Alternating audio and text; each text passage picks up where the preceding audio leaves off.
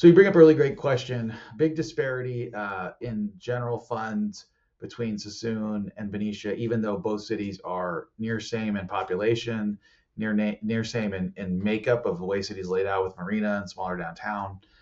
Part of the reason is Benicia has really created for the last 15 years an ability to attract business on both the downtown segment and the industrial segment. And so both have really anchored their sales tax ability. And I'm going to pull Valero out of the conversation. So I think Valero is unique with Benicia. And so 30 to 60 is probably not an accurate comparison. It's probably more like 30 to 45, 50 million, I would say. I think Valero between sales tax, utility user tax, and property tax is probably close to a $8 to $10 million, if memory serves me from when I was there, benefit to the general fund. And so I think 50 million to 30 million is a better example in the sake of comparison, but it's still a huge 65% disparity between the two. And it's really that industrial park, the ability to develop it and kind of see that from a zoning perspective when they laid everything out was really high value.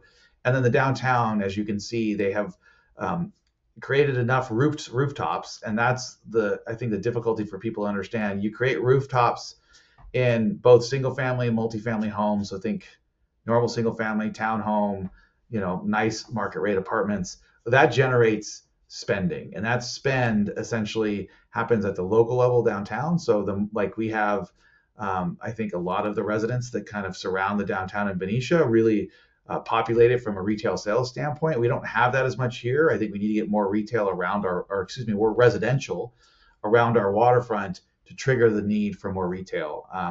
It doesn't go the opposite way around. You can't build retail if you don't have the rooftops, the population density, the household income levels. That's what Suisun needs to rise up. And Benicia has done over the last 15 years a great job of increasing and maintaining in difficult times that part of their city.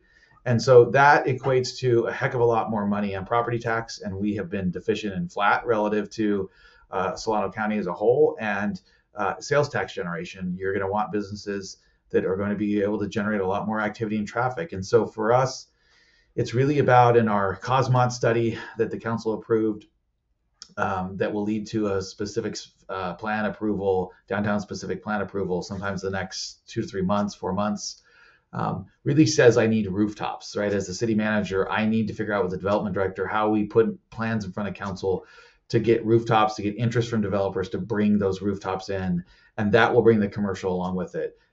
It is not always the race kind of sometimes I would say is more tortoise and hare in the sense that ultimately I think the best case scenario is they get there together, but the residential needs to outpace the commercial retail or for now.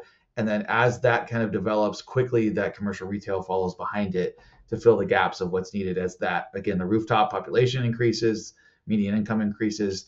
And again, that's not just single family homes today. I think it's important to note that is a valuable piece you need to figure out in your equation, but it is not, I think, the major housing stock when you're looking at infill development. It is much more how to use the townhome and the apartment market rate apartments. People always say, why not condos? There's a lot of issues with developers in condos and HOA creation and who's liable for a certain amount of years as things happen to the concept of building at large, let alone the individual units. And so you'll see a lot of times where developers will wait 10 years and a day because it triggers a different kind of portion of liability for them, and they'll change their apartment complexes to condos. But it's not easy to build condos, so that's why you don't see a lot of it in California. Mostly you see townhomes and multi-family apartment complexes. Market rate, again, I think, which generates a lot more money and income than people may think. So long-winded answer, apologize for going a little bit long on it, but there's a lot of small details around the why, but the why is the problem. And the problem why Suisun is in our city is behind the curve on service delivery, and our ability to be ahead of all that is that we should be closer to that 40, 45, $50 million range right now because we had that same path. We just didn't grow like we needed to, and we didn't really look at an efficiency in doing that and prioritizing that over the last, at least 10 to 15 years. We just didn't reach that finish line yet, but we are very much running quickly to do so. So great question. Appreciate it. Much more conversations to come around this topic.